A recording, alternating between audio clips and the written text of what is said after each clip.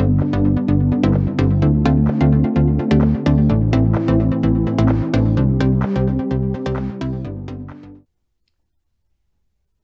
welkom by Gemeente Sonder Grense.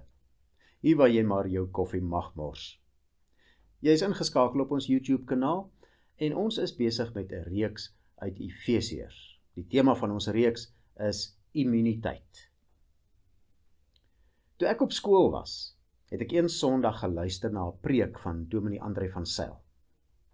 Die Heilige Gees het kragtig in my hart gewerk en my daarvan oortuig dat ek 'n sondaar is en dat ek verlore gaan omdat ek gesondig het.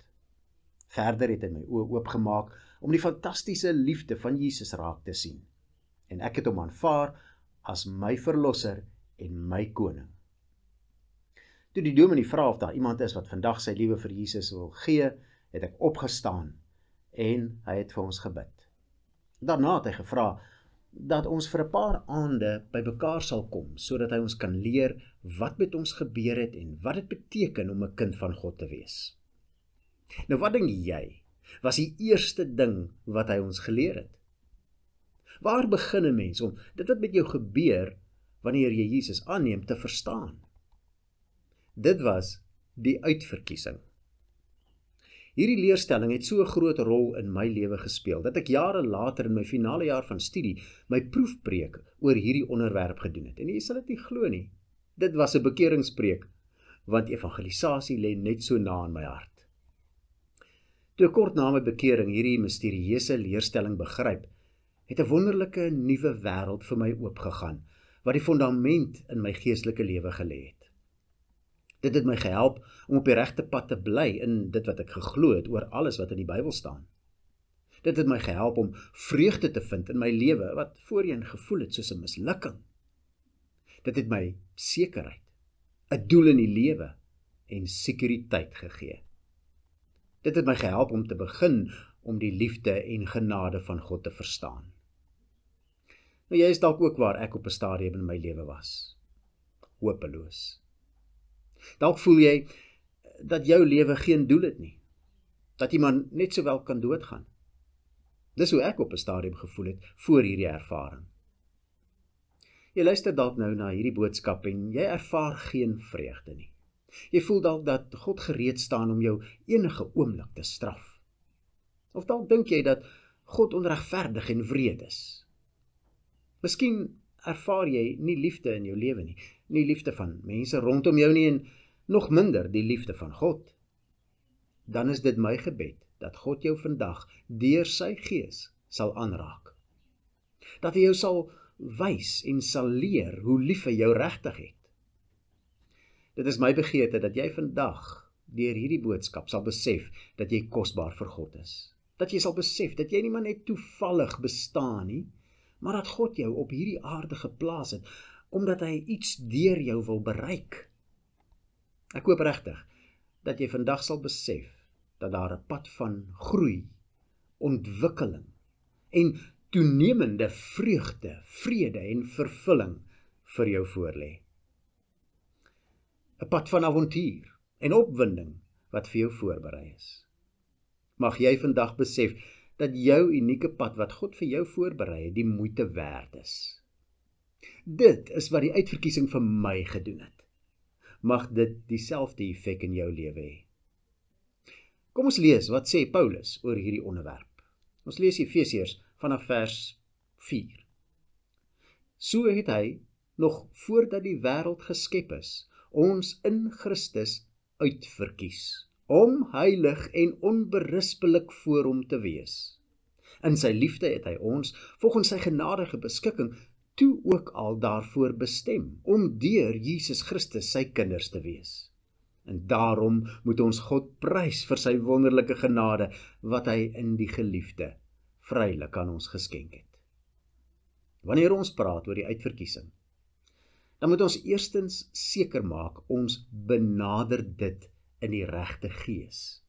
Hierdie is so 'n fantastiese leerstelling, so misterieus en so heerlik, dat ons 'n groot fout sal maak as ons dit verkeerd benader. Baie mense begin gesels oor die uitverkiesing in 'n stryerige gees. Sommige mag dit dalk onverskillig benader en lag en skerts daaroor en nie die erns daarvan in gedagte hou nie. Sommige benader dit dalk dogmaties en ander wil dit verklaar met filosofiese en akademiese beginsels. Nee, wanneer ons oor die verkiesing wil praat, of selfs net wil dink, maar veral wanneer ons dit wil bespreek, dan moet ons besef, ons is op heilige grond.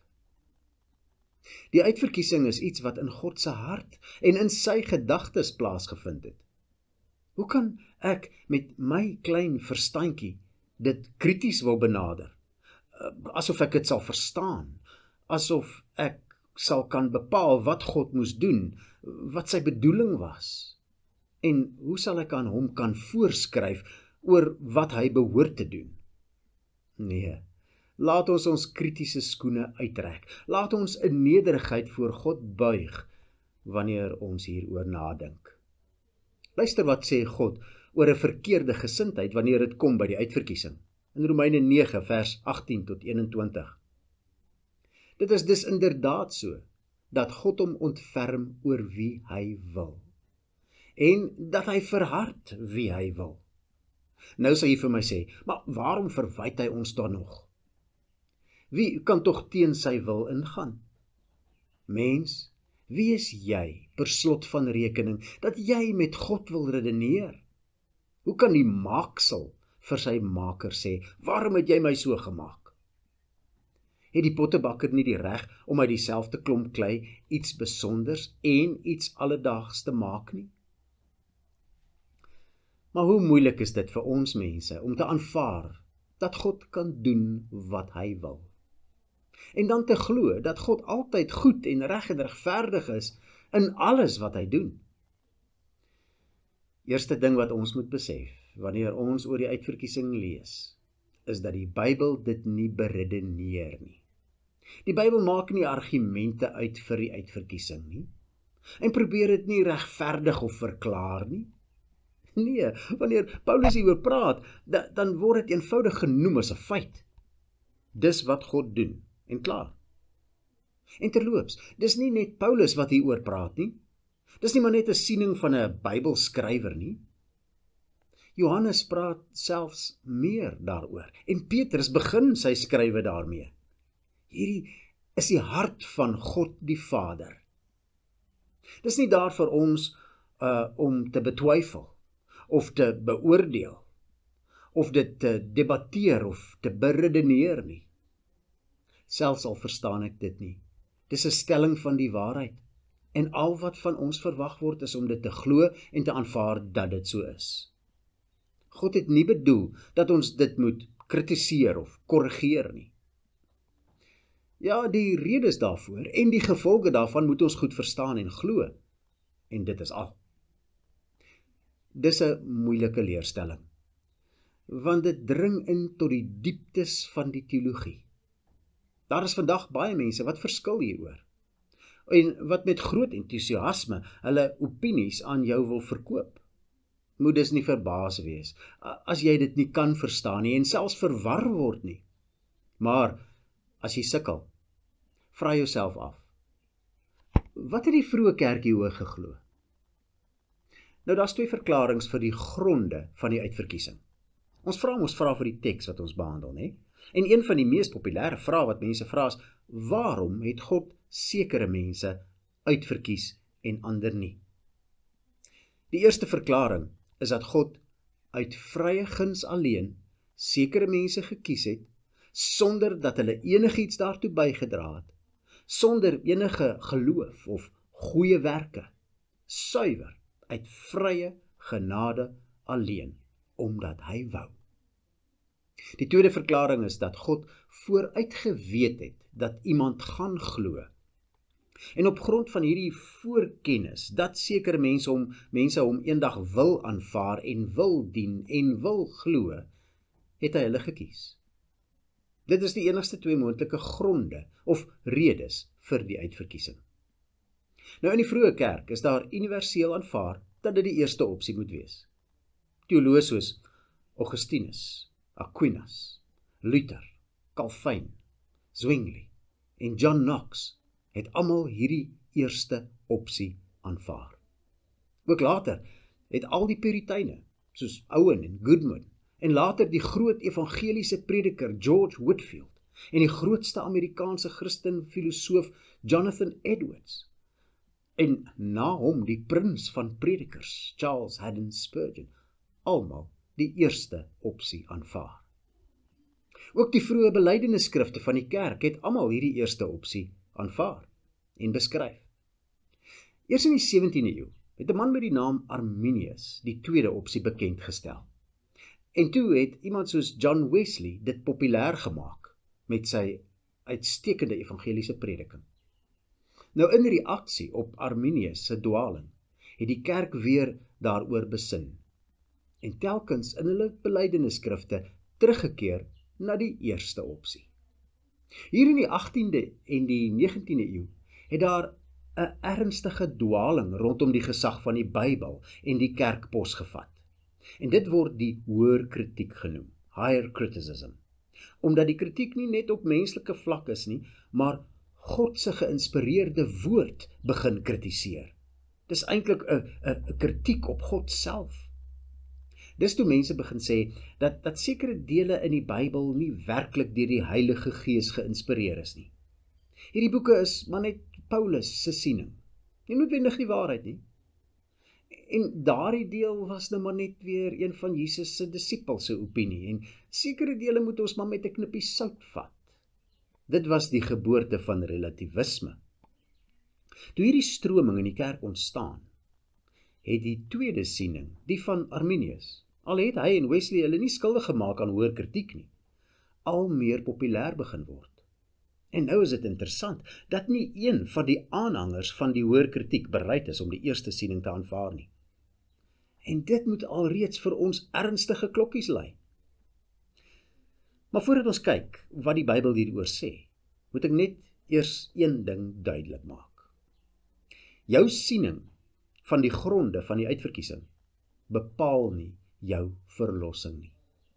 So, selfs al stap jy vandag hier uit en stem jy glad nie met my of al die ander kerkvaders saam nie, beteken dit nie dat jy nie gered is nie. En dit beteken ook nie dat ek nie gered is nie.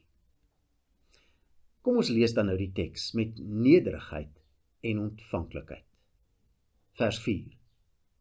So het hy nog voordat die wêreld geskep is, ons in Christus uitverkies om heilig en onberispelik voor hom te wees. Verlede Sondag het ek vir julle gesê, ons moet vra. Dus, kom ons vra. Wie is hy? God die Vader kies ons uit en gee ons vir Jesus, sodat hy ons kan red, deur vir ons te sterf. Johannes 17, vers 1 en 2 sê, nadat Jesus dit gesê het, het hy na die hemel toe opgekyk en gesê, Vader, die tyd het gekom, verheerlik u seun, sodat die seun u kan verheerlik. U het hom immers die volmag oor die hele mensdom gegee, om aan almal wat u hom gegee het, die ewige lewe te gee. Ook vers 6 sê, ek het u naam bekend gemaak aan die mense wat u my uit die wêreld gegee het. Hulle het aan u behoort, en u het hulle aan my gegee, en hulle het die woord ter harte geneem.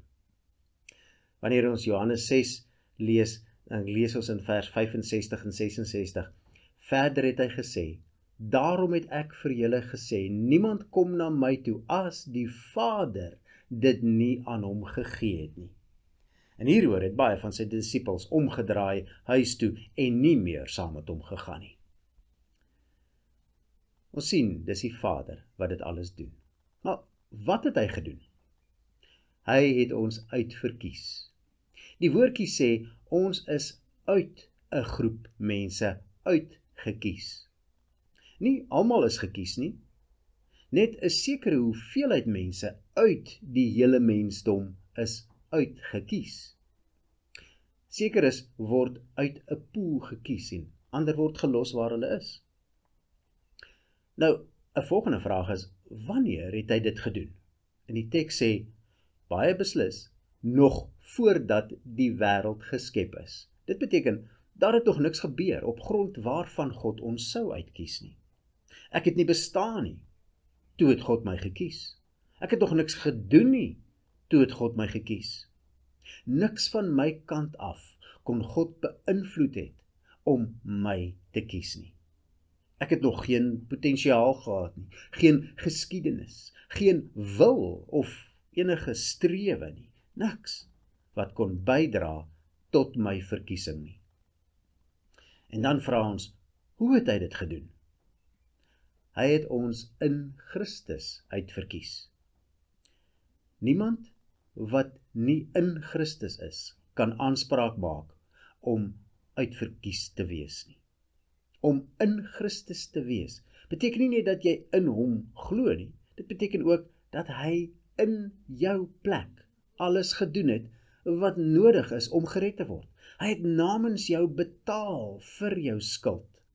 Hy het namens jou 'n perfekte lewe geleef, wat ek nie in staat was om te doen nie, maar wat noodsaaklik is vir verlossing. Die vir wie hy dit gedoen het, is die uitverkorenes. En dan, waarom het hy dit gedoen? Met ander woorde, wat was die doel van die uitverkiesing? Waartoe het God die Vader sekere mense uitgekies?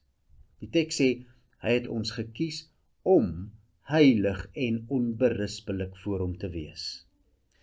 Heilig beteken skoon, suiwer, sonder sonde, perfek hier aan die binnekant. Die eerste woord is dus innerlik. Dit is 'n innerlike kwaliteit wat jy besit. Die tweede woord is uiterlik. Van buite af sien niemand enige fout aan jou nie. Onberispelik beteken letterlik sonder gebrek. Soos die paaslam wat geslag moes word. As ons uiterlik na hom kyk, het hy geen gebrek nie. As ons na hom kyk, kan ons hom nie blameer vir enige iets nie. Daar is geen sigbare sonde aan hom nie. Hy is sonder blaam. Dit is die afwesigheid van enige besoedeling. Maar dit is nie al beskrywing nie.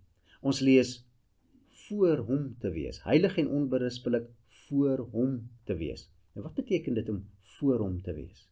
Dit beteken in sy teenwoordigheid, in die teenwoordigheid van God. Niemand kan in die teenwoordigheid van God kom as hy nie perfek, heilig en onberispelik is nie. En dit is waartoe God jou uitgekies het, sodat jy in sy teenwoordigheid kan ingaan, sodat jy saam met hom kan wandel, soos Henog en Abraham saam met God geloop het, voor hom gewandel het. En nou sê jy onmiddellik dink, maar ek is nie perfek nie. Ek is nie volkome heilig hier binnekant nie. Ek weet mos wat hier binne aangaan. En selfs van buite af kan mens my sonde sien, want ek maak foute. Hoe kan ek dan sê dat God my uitverkies het? Hoe kan ek ooit in God se teenwoordigheid ingaan met my sonde? Ek ervaar nie prakties dat ek heilig, onberispelik en perfek is nie. Daarom is ek nie waardig om voor God te verskyn nie. En dit is hoekom Jesus gedoen het wat hy aan die kruis gedoen het. In Christus word jy perfek. Hy het dit moontlik gemaak. En volgende week sal ons in detail daarby stil staan. Maar wat van die vraag wat ons heel aan die begin gevra het, op grond waarvan het hy my uitgekies? Vers 5 verduidelik dit. In sy liefde het hy ons volgens sy genadige beskikking toe ook al daarvoor bestem, om deur Jesus Christus sy kinders te wees. Hierdie verkiesing van God die Vader was 'n liefdesdaad, want daar staan in sy liefde. Dit is die grootste liefde wat iemand ooit kon bewys. 'n Uitverkiesing ten spyte van my sonde, my rebellie en my haat. Ja, in my sondige toestand het ek God gehaat, en nogtans het hy besluit om my lief te hê. Hy het my uitgekies volgens sy genadige beskikking. Hy het besluit om genade aan my te betoon. Soveel genade, dat hy bereid was om sy eie seun in my plek te straf vir my sonde. Hy het my gekies om sy kind te word. Ek wou dit nie wees nie, en nogtans het hy my gekies om sy kind te word. Dit is baie persoonlik. Ons lees in die Ou Testament en ook in Romeine dat God vir hom 'n volk uitgekies het. Maar hier lees ons dat ek nie net deel word van 'n groep mense nie, wat hy uitkies nie. Ek word persoonlik sy kind. Die gronde vir die uitverkiesing is liefde en genadige beskikking. Maar is dit nie dalk omdat ek iets goeds gedoen het nie? Wat leer die Bybel ons? In Romeine 9 vers 11 lees ons: toe haar kinders nog nie gebore was nie, en ook nog niks goeds of kwaads gedoen het nie. Toe is al vir haar gesê, die oudste sal die jongste dien. Daar staan ook geskrywe, vir Jakob het ek lief gehad, maar vir Esau het ek gehaat. En die besluit van God is gegrond op uitverkiesing. En dan verduidelik hy, dit hang dus nie af van wat 'n mens doen nie, maar van hom wat jou roep. Ook in vers 15 en 16 lees ons, vir Moses het hy gesê, ek sal barmhartig wees oor wie ek barmhartig wil wees. Ek sal my ontferm oor wie ek my wil ontferm. Dit hang dus nie af, wie is dit weer? Dit hang dus nie af van 'n mens se wil of strewe nie, maar van God wat barmhartig is. Het God vooruit geweet wat jy eendag sal wil doen of waarna jy sal strewe? Ek is seker hy het geweet. Maar dis nie hoekom hy jou gekies het nie. Hy het geweet wat jy sou doen. En wat sou jy doen? Jy sou hom haat. Dat jy niks met hom te doen sou wou hê nie. En nogtans het hy jou gekies. Hy het jou gekies om jou te verander, sodat jy hom wil dien en wil lief hê. Die Bybel is duidelik dat niemand na God soek nie. Niemand wil hom dien nie. Die mens is van nature geneig om God te haat. Nou as jy sou ontdek dat jy na God soek, dat jy graag sy kind wil word, en dat jy hom wil dien, dan moet jy weet, God is besig om in jou te werk. Filippense 2 vers 13 sê, want dit is God wat in julle werk om te wil, sowel as om te werk na sy welbehae. Maar hoekom doen hy dit in jou? Die vers sê dit is sy welbehae. Nou, wat beteken welbehae? In die Grieks is dit eudokia. Satisfaction, delight, kindness, a wish, desire, good pleasure. Dis wat welbehae beteken, good pleasure. Die gronde vir die uitverkiesing is God se welbehae, sy good pleasure. Dis hoekom hy jou uitverkies het. Lukas 12 vers 32 sê, moenie vrees nie, klein kiddetjie, want julle Vader het 'n welbehae daarin gehad om aan julle die koninkryk te gee. Ook in Efesiërs 1 vers 5 sê hy in die ou vertaling, deurdat hy ons voorbeskik het om ons as sy kinders vir homself aan te neem deur Jesus Christus na die welbehae van sy wil. Ook in vers 9 gaan ons lees, deurdat hy aan ons die verborgenheid van sy wil bekend gemaak het na sy welbehae wat hy in homself voorgeneem het. Dit is hoekom God jou uitgekies het. Verstaan ons dit? Nee. God se good pleasure is vir ons 'n misterie. Want as ek na myself kyk, dan sien ek geen rede waarom hy my moes kies en daardie ander persoon wat verlore gaan, nie gekies het nie. Daar's geen verklaring vir God se welbehae nie. Al wat ek kan doen, is om daarop te reageer. Ek verstaan dit nie, ek kan dit nie verklaar nie, maar ek jubel daaroor. My vriend, die uitverkiesing verheerlik God. Dit beklemtoon sy liefde vir ons en dit gee vir my 'n begrip van sy groot genade. Die volgende vraag wat ons vra is jy uitverkies? Hoe sal ons weet? Sommige mense dink ons kan nie weet nie, maar hulle is net halfpad reg. Gelowiges, ware gelowiges, kan weet of hulle uitverkies is of nie. Net soveel as wat jy kan weet dat jy gered is, kan jy weet of jy uitverkies is. As jy vandag die tekens dra van 'n kind van God, dit beteken jy bely met jou mond dat Jesus die Here is. Dit beteken jy glo met jou hele hart dat hy jou gered het en dat hy jou gered het. Dit beteken jy vertoon 'n lewe wat verander het. Jy dra die vrug van bekering. As jy hierdie 3 kenmerke het, dan kan jy beslis seker weet dat jy gered is. En jy kan nie gered wees as God jou nie uitverkies het nie. Ja, ware gelowiges weet hulle is uitverkies. Maar wat van iemand wat nie 'n volgeling van Christus is nie? Kan ons weet of hulle uitverkies is? En die antwoord daarop is nee. Die enigste manier hoe jy kan uitvind of jy uitgekies is wanneer jy deur die deur van verlossing stap en jy kyk terug. Dan sal jy sien, aan die binnekant van die deur, se boonste koestyn, staan daar geskrywe, jy is uitverkies. Maar jy moet eers deur die deur van verlossing stap. As jy 'n kind van God is, dan moet die uitverkiesing jou met soveel dankbaarheid vervul, dat jy nie anderster kan as om te reageer nie. En wat sê vers 6? Daarom, juis omdat hy ons uitverkies is, daarom moet ons God prys vir sy wonderlike genade, wat hy in die geliefde, dis Jesus, vrylik aan ons geskenk het. Is dit jou reaksie wanneer jy lees oor die uitverkiesing? As dit nie die geval is nie, is dit vanweë een van 2 redes. Jy benader dit nie met die regte gesindheid nie, of jy is eenvoudig nie gered nie.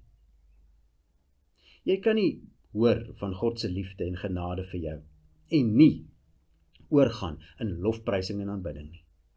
Dit is die natuurlike uitvloeisel van 'n regte benadering tot hierdie leerstelling. Ondersoek dan nou vandag jou hart, om vas te stel wat jou gesindheid is hieroor. As gelowiges weet ons, die uitverkiesing kan nie uitgedink wees deur mense nie. Dit is God se hart wat aan ons openbaar is. En daarom verheerlik dit hom. Dit is die eerste en grootste doel van die uitverkiesing. Dit verheerlik God. Tweedens, vul dit ons met sekerheid, want as God 'n besluit geneem het, dan hou hy daarby. God is nie wispelturig nie. Hy reageer nie soos ons op gevoelens en omstandighede nie. Hy besluit nie nou so en dan later verander hy weer sy besluit nie. Dit gee vir my vrede, want ek weet ek is veilig in God se hande en niks en niemand kan my uit sy hand ruk nie. Alle vrees verdwyn, want God het my gekies, hy het my gered en hy het my geheilig en daarom bewaar hy my veilig. Hierdie leerstelling gee vir ons hoop, want as God besluit het om my te kies, het hy beslis ook 'n plan vir my lewe. Die lewe is nie hopeloos nie, want God het my gekies. En natuurlik vul dit my met dankbaarheid en vreugde, want daar is geen groter geskenk, geen groter seëning as die wete dat hy my, ten spyte van myself, gekies het om syne te wees nie. Wat 'n voorreg. Iemand het gesê, al bydra wat ek kon lewer tot my verlossing, is die sonde waarvoor Jesus moes sterf. Daarom behoort al die lof en al die eer aan hom. Amen.